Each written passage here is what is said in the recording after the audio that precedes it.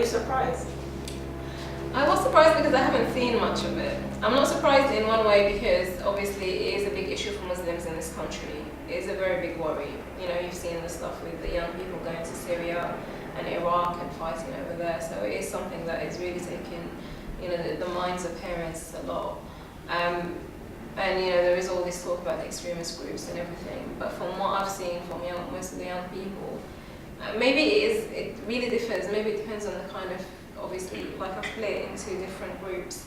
Maybe my group, because we came from the Middle East, you know, we were already exposed to Islam and to everything in a different kind of way. And maybe this is more sort of the young people actually born and bred in this country.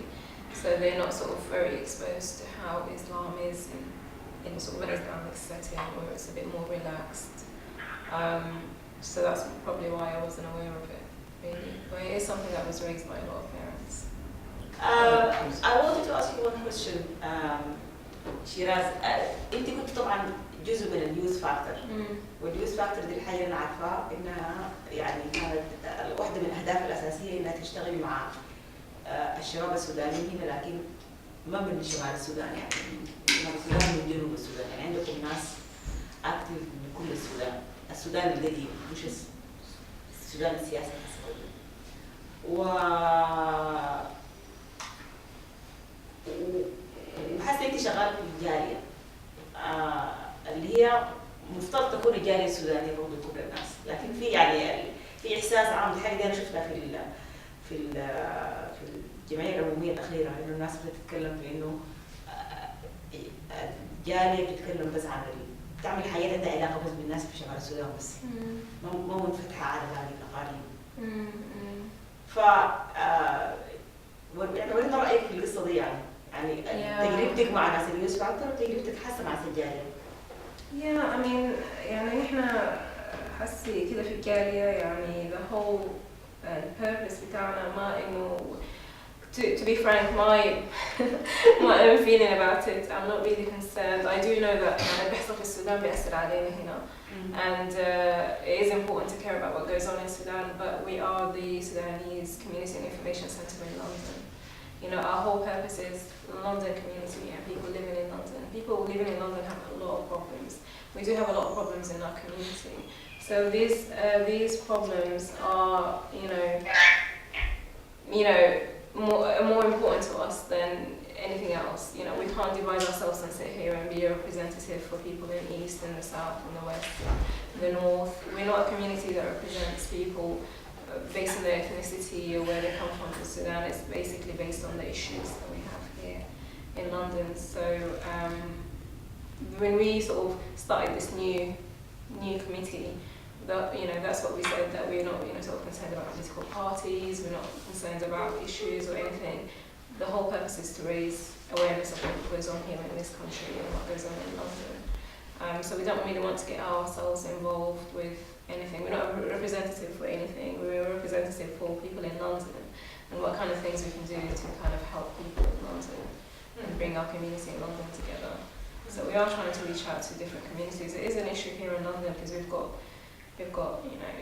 sort of a Darfurian community, a Nuba community, a Mahas community, a Burri community. We've got like every single community on earth. Everybody wants to have a little community of their own. So we hope that we can bring everyone together. That's what we want to do. So did you have something? I think in general, so there's people that have an issue with communicating with each other because they're quite an attractive bunch of people and they like talk to each other a lot and it's quite culturally diverse, and I mean they don't have a problem with communicating. I think the only issue is the country itself. So for people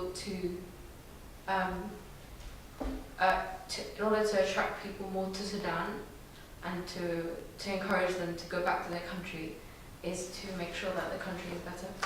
Yeah. I think that's the only issue. Yeah. I mean, we don't have like a specific sort of aim to kind of make people go back to Sudan. We're hoping, or me personally, hoping to make things better for people here so they can continue having a good life here. Whether they want to go to Sudan or not, that's their issue and that's something that they have to sort of sort out. But But I mean, like, for the people who want to go back to Yeah, Sudan and who want to make changes to Sudan, yeah. it can only be changed if Sudan changes. Yeah, yeah. It's I mean, I like- think that's why a lot of people, like young people, go back to Sudan. They're hoping, they really want to kind of make a change and kind of go there and take their experience from here. But they go there, and unfortunately, it's not as, a place where currently you can do much really. You go there and you really want to make a change, but you find that there's a lot of corruption. There's a lot of, things that you try to do something and people try to stop you. So. Unfortunately, they come back sort of really disheartened and upset and patriotic. So Yeah, I mean, you say that you're called the Sudanese Community Information Centre in London, and you alluded at the beginning of your article to the fact that there is this second or third generation of mixed race Sudanese. So, do you then conform with the idea that is it only Sudanese are allowed within your gatherings, or Sudanese who are married, non-Sudanese who are married to Sudanese, are those welcome as well, or anyone who's had associations with Sudan, whether they are by marriage? no, everybody is welcome. Everybody is welcome. It's the community is just open to anybody. What we do really is we do events, we do things. We try and get people in our mailing group, and then we just email them, let them know, like the parenting course. We've got a parenting course. You want to come along? If you can come along, that would be great. Or we have a party. Do you want to come to a party? We don't have any issue with who comes or whatever, as long as the people, want something to do with Sudan, they're happy with Sudan, and they're welcome to sort of come and join us. So. You've talked about inspiring young people who want to go back to Sudan, but do you feel that young people in the UK, from your experience, can people do something from here in the UK that will affect the change over there? For myself, as a person here, I do identify myself as British. I would hope to do something to help Sudan one day, but I also don't forget the fact that I am a British person and this is my country, and I do want to do things to help my country here as well. So I'm not really very strongly on the kind of Sudan. If I've got time, or I can go and help. And I'm sure there is a lot of things. We are, as a community, in connection with groups that do things like medical groups that connect medicine and take it back to Sudan. I know a friend of mine, Islam, she's got a group called Children of Sudan, and they collect things and take it to sort of orphanages in Sudan and have places for disabled children, and they collect money and things and take them there. So young people here do a lot for Sudan. So there is sort of an active movement of young people who do In things. your experience, it gets to the right places, despite the corruption over there and people putting red tape and stoppages in. Yeah, I do think so. Yeah. I mean, I know from my personal experience with Children of Sudan, I know the people that are in the group pretty well, and I do trust that whatever they do that does go back. It's sort of a very individual effort, but obviously things are quite difficult. You've heard the things, I don't know, about the bank accounts associated with Sudan being closed. So I have got a friend who had her bank account closed, and she was very upset and disheartened by that. So, even if you try and help from here, you still can't. I think our children growing up here facing confused. انت at home تقولي كلام في school في كلام في street في كلام كويس and friends برضو يقولوا كلام ف عن background culture بتاعنا هنا السودانيز ف بيحصل فعلا confused Yeah. كثير. I mean, culture بتاعنا is in itself confusing.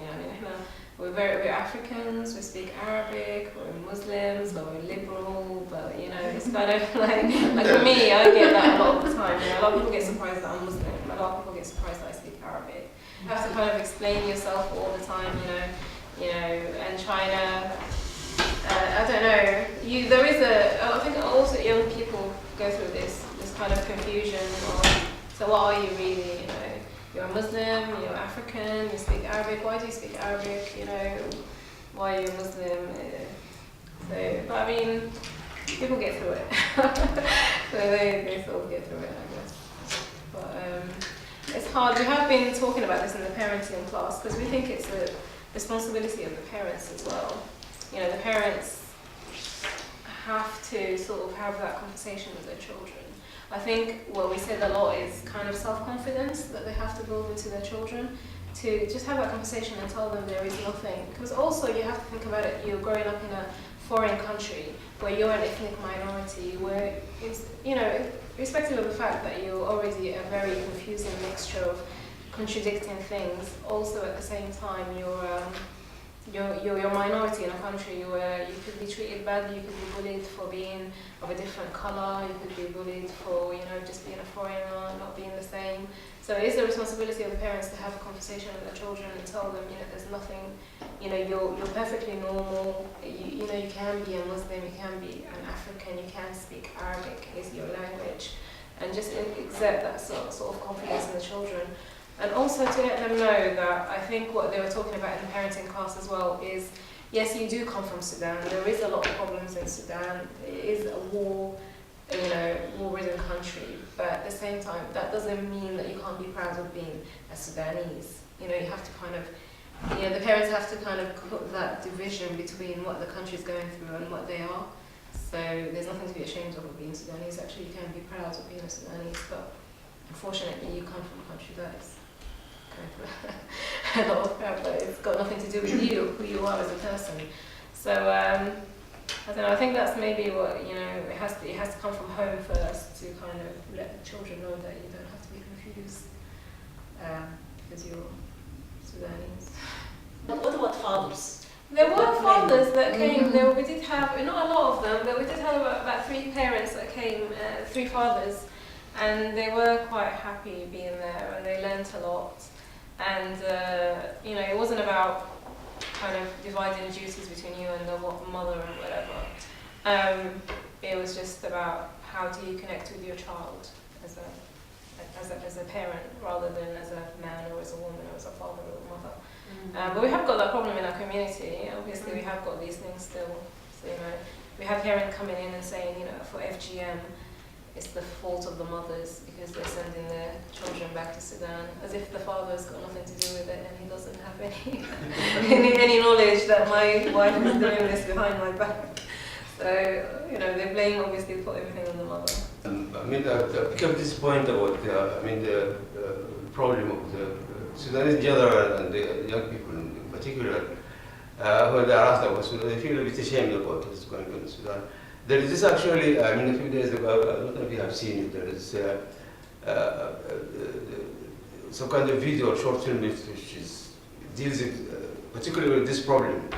I mean, this is a project that was produced, this American thing called TEDx or TEDx or something like that. It does pose this problem and puts this, opposite sides of Sudan, what they're told about, what the situation actually is, and what they can be proud about, without exaggeration or dreaming or anything. It's a very interesting thing. We come here and we actually find it hard to integrate to begin with the youngsters, and then because the children can sometimes face bullying, all the problems that are coming, and to go and identify and find jobs, we find that hard. So doesn't that make it even harder to go back to Sudan? With all due respect to the education in Sudan, our parents brought us here because of the economic instability. And I know for you, when you talked about the four, I call them the big four: medicine, pharmacy, dentistry, and law. So when you talk about those, I know for medicine and pharmacy, you have to do hugely onerous qualification exams if you're from outside the UK. I don't know how I know people who have gone and come back and worked, but I'm not sure about the sort of details of their work, how... Well, I'd be interested to know what is the drive, because if for us as a community we want to settle here, or for the youngsters who are born here. I mean, for the parents, the drive is, it was to begin with, it's easier for children to go and study in Sudan. Because if you take them to a university there, you have to just pay. You pay, and they will take your child irrespective of the results that they have here. And second of all, they will study in a shorter amount of time, so they can qualify for medicine quicker than they would qualify here. Here they might not get the grades they'll get, and it might be a longer journey to get into medicine. The third thing as well, they can go to Sudan, they become more Sudanese rather than lose their identity here. And a bonus, they might meet a Sudanese doctor and get married and come back. So you know, it's kind of an icing on the cake. Or maybe that's the best purpose. But that's the drive for them. Now, a lot of young Sudanese are going to Sudan. They like the social life there. Mm. They go there and they kind of feel a bit more comfortable. They can go around, you know, they're more, I don't know, I guess it's just more, they're accepted, they're taken in by the community. When they go on holiday, they have a lot of fun. So for them, I mean, I know recently a friend of mine, her brothers got accepted in the Khartoum University of Medicine, so he's gone there to study medicine. And I saw him recently, because he's come back for holiday, and he just can't wait to go back. You know, he's really happy there. There's always more freedom when I'm there. You know, I can go out anywhere, anytime. If I have a problem with the policeman, I can give him some money and I'm fine. I can, the traffic police, I can give him. But they build very strong groups of friends. You know, when they come back, they have a very, very strong, you know, close-knit community of other Sudanese that they've met in university and they've had a really good relationship with. And it's not too difficult to integrate back qualification-wise. I'm not too sure about that. I mean, I've seen ones. Must be. I've seen quite a few now that have gotten jobs. So I don't know if getting a job is to say. You know, I don't know how it is within medicine. I'm not, you know, from that field, so I don't know. I just know that there's quite a few exams. Sadly, for pharmacy, they require you, depending on which university you come from, they're required to do a equivalent 1 year university, which I think Sunderland used to do it, and now Brighton offers it as well. And then you're on par with British universities, but you have to do that 1 year course. Yeah. And then after that you do the normal training that pharmacists in the UK do, and an exam afterwards. Just to sort of get people's opinion, maybe the parents as well need to hear if this is a good thing, it's a bad thing. I'm not too sure, I can't be, but I mean, if people from those kind of fields can come and talk about what, you know, or people who've gone and come back. Yeah, definitely. Yeah. Yeah, thank you very much, and I apologise, I arrived late. As Heron does it, normally they always arrive late anyway. Yeah, it's a point about people going back, because I have a lot of my colleagues who are doctors, and a lot of them have actually sent their children to study in Sudan. Basically, most of them has actually gone to Moniem. Some gone to, because you can finish medicine in 5 years, and at the same time you don't need to do an A-level, so that's 2 years cut, and then another year in medicine, that's 3 years. So they leave here what age? They do GCSEs straight away. They can apply to there. They've been they will be accepted, and then they will start 5 years, finish. So they're 3 years younger than their colleagues here who are they studied them at school, who's been with them at school after their GCSE. So they win 3 years. And at the same time, you know, we don't want, especially girls, I've seen it, it's mostly girls, people send their children to Sudan, and sometimes before GCSEs, so that we don't want to do that, we don't want them to misbehave, we don't want them to get this culture, you know. And then after that, they come here. They have very good command of English. They will have their own, sometimes people like these doctors, they know that family, and they kind of all go like a team together. Because one of my friends told me, I've actually asked her, I begged her to stay here, I didn't want her to go. She's the one who wanted to go. The girl. The girl, yeah, the girl is the one who wanted to go, because there's like, she's spoken to other families who are keen to send their children, and they know each other, and they live not far away from each other, and they decided to go. So they decided to go together, and she went, actually it was a team, you can say. It's a group exodus. Yeah, it's like a group, and they have their own, as Shiraz has pointed out, they have their own community. They speak English. They don't mix up with other people. They eat burgers and the pizza. Well, Sudan now is all of them do that anyway.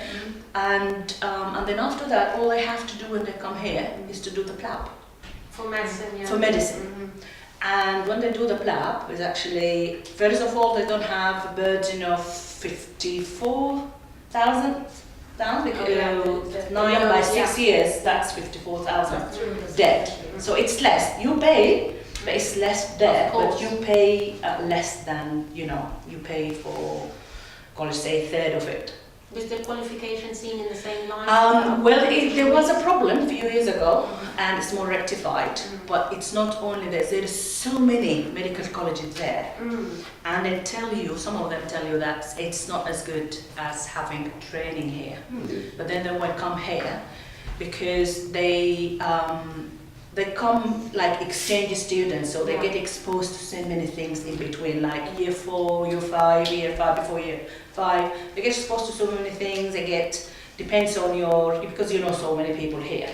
And they come and do attachment and they see this and see that. And a lot of them are really very clever and they know how to pass exams. You have to be to pass. They don't have a problem with the language part of it. All they have to do is go through that. And a lot of them just pass first time. But they have a delay first to go into training post, being overseas qualified. So, but I know some of them manage to get through that. And at the end of the day, 1 year 2, it depends because you have to do PLAB 1 and then PLAB 2, you do the clinical bit. And so it takes time. But, and there's chances at PLAB, is it indefinite amount of chances to I don't know about it So I know now. for pharmacy, wherever you are in the world, to qualify to the professional register, it's 3 chances. And come what may, if you don't get that 75% limit, I have no a idea. wasted degree. And that's what concerns me, is that if it's great that youngsters are going back and it's being driven by them, not just the parents. But I feel maybe as a Jali or as a community, if you're talking about running extra sessions, certainly the parenting session, I would say that should be repeated, definitely. Yeah, But there should be a session for these teens who are now considering between 13 to 16 going back, so they can make as an informed decision as possible. If they are going back for these 4 big degrees, when they come back and they want to rejoin, what are the challenges, shall we say? Because clearly it's not impossible, these are very clever people. What are the challenges when you come to qualify for the professional bodies here? If it's infinite chances, then why not? You've got these 3 years, take the exam as much as you want, and you're not going to have the loans. But if it's not, then it needs to be looked at in a different light. Yeah. It's something that people need to talk to about a little bit more, because that kind of information that you have, I don't have it, I don't know it, and a lot of parents There are quite a few who don't have have it. Yeah. But I can see that attraction. Obviously, it makes sense.